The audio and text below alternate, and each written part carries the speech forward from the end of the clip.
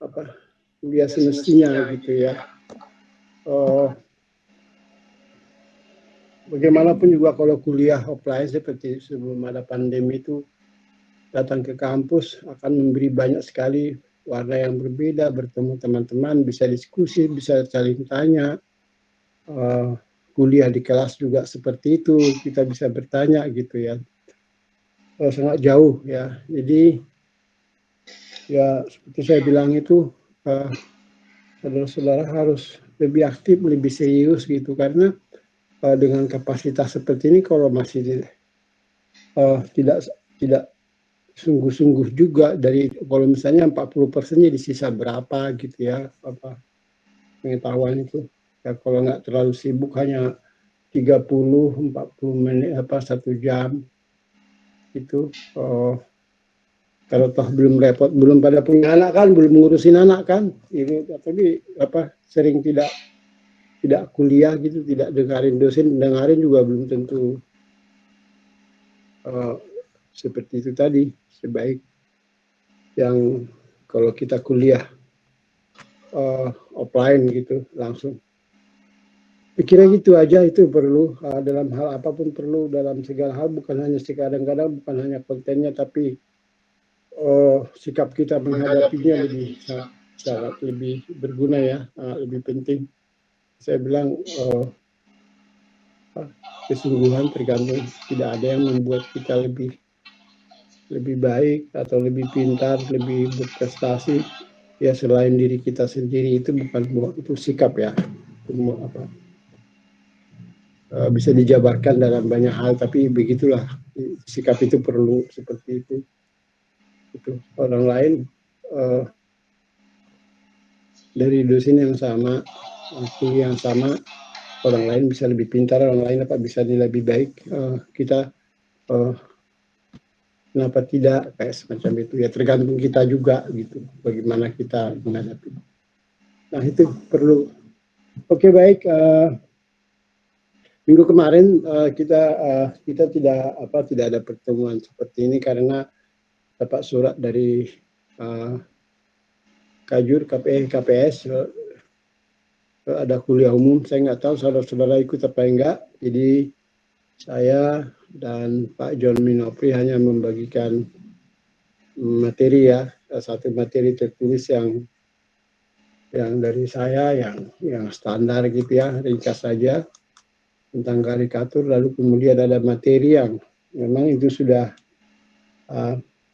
ada dari sejak tahun lalu ya. Jadi Pak John mewawancarai karikaturis di ISW, dan itu menjadi materi bagi kita sharing materi gitu. Saudara-saudara sudah baca itunya, materinya kan nggak panjang ya, isinya udah ya, karena udah Pak. Ada tugasnya juga sudah dikirim sama, itu sudah semua ya, siapa Melan siapa namanya yang mengirim ke saya? Iya. Ya, Iya itu Pak, sudah itu semua. di link Google Drive Pak. Soalnya kan itu dari grup kelasan. Lalu anak-anak kelasan mengirim ke sana. Bapak bisa lihat siapa saja yang mengirim anak kelasan di sana Pak. Oke, baik. Kalau sudah itu berarti saya bisa menjelaskan. Kalau belum mengerjakan itu kan, di situ kan ada tugas, itu ada 2 karikatur yang terakhir itu ya, karikatur yang pemenang hadiah di Negoro. Kalau sudah ngirim tugas ya sekalian saya jelaskan kira-kira kelebihan apakah saudara saudara benar melihatnya gitu ya, menilai karikaturnya. Kalau menilainya sudah benar berarti sudah paham karikatur itu apa gitu ya. Oke, tentunya ini kembali ke itu, bahwa sebenarnya karikatur itu adalah opini dalam bentuk gambar ya. Jadi tidak tajuk rencana dalam bentuk gambar, karena itu sama juga menggambarkan, menyoroti hal-hal yang menjadi pemberitaan ya, seperti tajuk rencana. Yang jadi pemberitaan tentu ya pertama fakta ya, lalu kemudian juga aktual ya gitu ya, berarti ya fakta yang baru gitu loh, yang banyak yang hangat gitu, faktual, aktual, dan yang ketiga tentunya penting karena yang faktual itu dan aktual itu banyak gitu ya. Hari ini pemberitaan banyak, tapi kemudian yang dijadikan dari rencana apa gitu, mungkin ada nominasi A, B, C dan D, berita D, nah yang dipilih apa gitu. Nah karikatur juga begitu ya, karikatur juga tentu tidak semua juga gitu. Nah jadi ini opini karikatur itu opini kalau bahasa ininya tajuk rencana dalam atau dalam bentuk gambar ya. Kalau lebih detailnya kan dibahan kembali ke bahan tertulis kemarin itu dijelaskan ringkasnya karikatur berasal dari bahasa Italia karikatura, kalau bahasa Inggris karikatur artinya gambar yang bersifat lelucon atau mengandung sindiran atau gambar ejekan gitu ya, ejek. Tapi ejekan dalam pengertian ada batasan ya, ejek juga bukan jadi mengejek itu tidak selalu menghina ya, jangan sampai menghina kan. Itu bisa ya bedakan ya ke teman-teman, ngeledek ngeledek itu, tapi jangan sampai jadi penghinaan gitu. Harus bisa bedakan itu di. Nah, karikatur adalah gambaran atau lukisan berbentuk lelucon, tekstual yang saya bagikan kemarin, menyindir atau mengkritik atau mengolok-olok orang, kelompok orang, atau suatu keadaan yang menjadi pemberitaan. Jadi apa? Bisa perorangan ya, bisa tokoh, misalnya presiden, bisa menteri, bisa jadi ada tokohnya. Presiden luar negeri juga bisa jadi menjadi bahan karikatur. Bisa juga kelompok orang, misalnya departemen, lembaga gitu, atau bisa jadi juga keadaannya yang dijadikan sasarannya gitu. Tapi itu tadi ya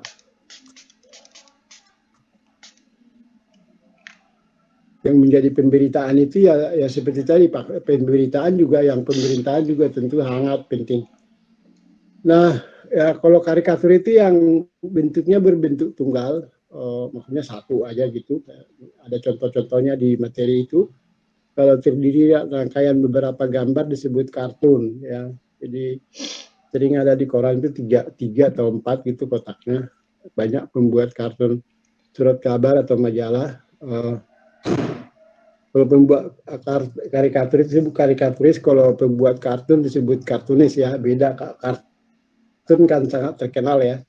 Kartun itu tidak selalu berbau jurnalistik ya, sangat ini berbau sangat umum. Jadi cerita kartun itu ada yang berbentuk buku juga banyak, ya, sampai berseri-seri. Kalau di luar negeri majalah kartun juga ada majalah kartun. Yang paling jelas ada film kartun juga gitu. Jadi tapi ada kartun yang memang agak berbau jurnalistik ya, yang dimuat di koran-koran. Biasanya di koran ada, kalau di pos kota harian itu juga ada kartunnya, ada Ali Oncom, semacam itu. Kalau di koran lain mungkin yang lebih serius itu adanya hari Minggu, itu ada beberapa.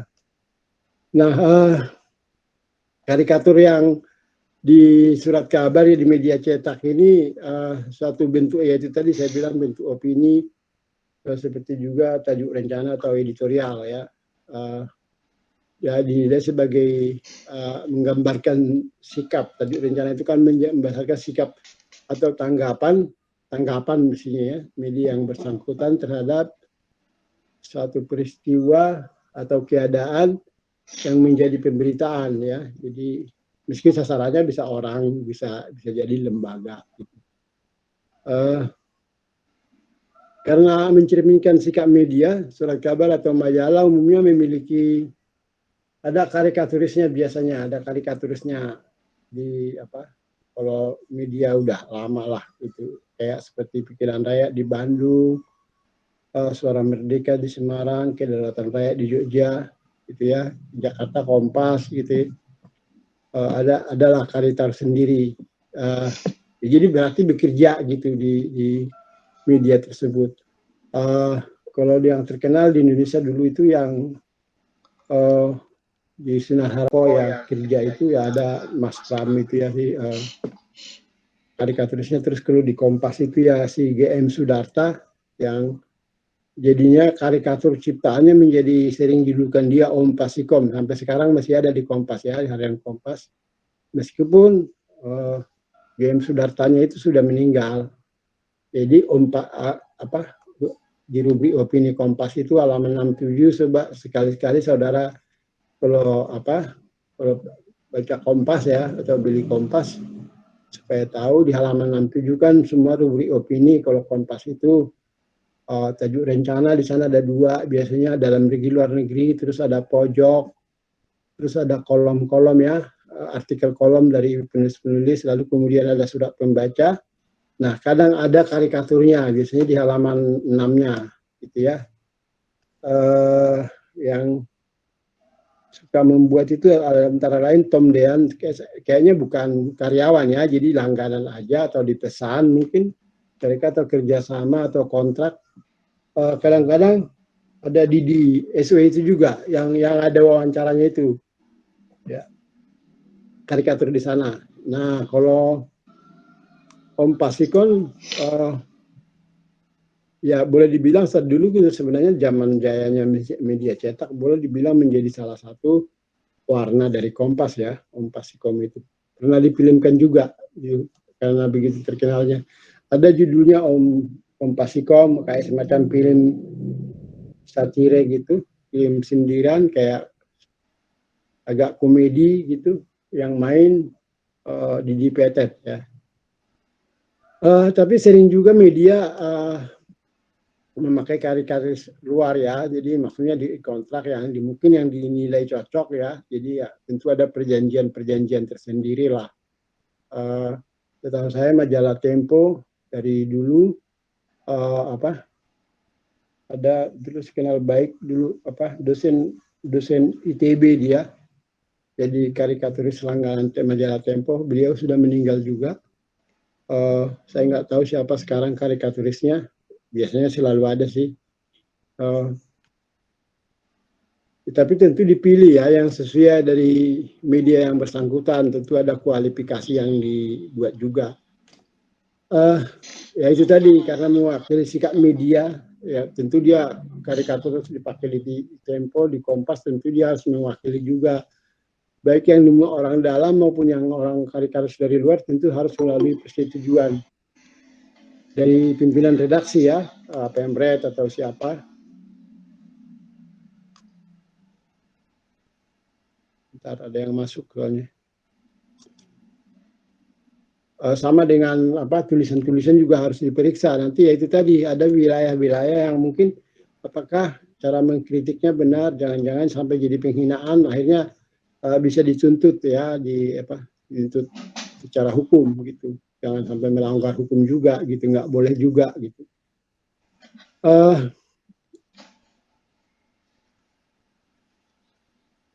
Ya biasanya karikatur itu juga kalau ciptaan tokoh tertentu ya ada warna-warna khas, bahkan menjadi ada semacam tokohnya ya. Kalau itu tadi, kalau Kompas ya Om Pasikom itu ya, yang gambaran aslinya Om Pasikom itu pakai baret, sok borju gitu, tapi ngerayat, terus pakai jas, tapi jasnya itu tambal-tambal, ada tambalan-tambalan gitu, kayak semacam itu. Sikap yang agak-agak sok elit, borjuis, tapi sebenarnya kerakyatan gitu. Nah, kualitas dari karikatur itu terlihat dari kita zamannya. Jadi bagaimanapun itu tadi, bahwa tujuan karikatur itu pertama itu menyindir ya, mengolok itu dengan cara lucu. Kelucuan kita zaman kritik ya, sindirannya dan olok-olok dalam gambarnya. Jadi di sana ada unsur Nah ini tidak mudah sebenarnya, banyak menyindir orang dengan cara lucu gitu. Jadi yang pertama itu tentu pertama sense of humor ya, karena di sana kalau menyindir, mengolok itu ada unsur lucunya ya. Yang pertama ada sense of humor. begitu melihat kita udah tersenyum, ya, udah tersenyum. Lalu yang kemudian pesan di dalamnya yang dikritik apa gitu ya, dikritiknya apa gitu. Ada pesan di sana. Kalau dikritik, disoroti tentunya berarti di sana ada kepentingan masyarakat. Kembali ingat tajuk rencana. Media itu membuat tajuk rencana tentu memilih topik tertentu, ada apakah dia menjelaskan berita, apakah dia menjelaskan latar belakang, atau kalau menekankan unsur hukum tertentu atau menegaskan sikap moral, meramalkan kemungkinan-kemungkinan yang akan terjadi atau menegaskan sikap moral tertentu, tentu maksudnya itu untuk kepentingan masyarakat kan, untuk kepentingan pembaca. Nah, begitu juga karikatur, kalaupun mengkritik, ya mengkritik itu ada kepentingan yang ingin disampaikan di sana, ada nilai, ya, ada nilai tertentu yang tentu nilai yang mengandung kepentingan masyarakat gitu. Jadi tetap ada pesannya di sana. Bukan hanya sekedar mengejek, tapi juga ada tujuannya, gitu ya. Jadi itu dia aplikasinya, dia tetap ada pesan, tetap ada kualitas foto yang diharapkan. Nah, di materi yang kemarin yang saya kasih contoh itu, gambar pertama itu gambar, ya itu karya saya ambil dari bukunya GM Sudarta ya, dia banyak buku juga, kumpulan karikaturnya dia gitu ya. Ini di masa-masa sesudah reformasi, sesudah Soeharto lengser, ya, bukan mengundurkan diri. Kalau saudara-saudara baca, nonton kembali filmnya, dia tidak mengundurkan diri. Dengan ini saya menyatakan berhenti jadi presiden. Dia bilang berhenti. Dia nggak bilang mengundurkan diri. Sudah itu kan banyaklah tuntutan, reformasi merasa menang supaya kekayaan Soeharto diusut, itu maksudnya supaya nggak hanya cukup dia hanya mundur, tapi mestinya dia harus dihukum. Itu orang bertahu kan 32 tahun dia jadi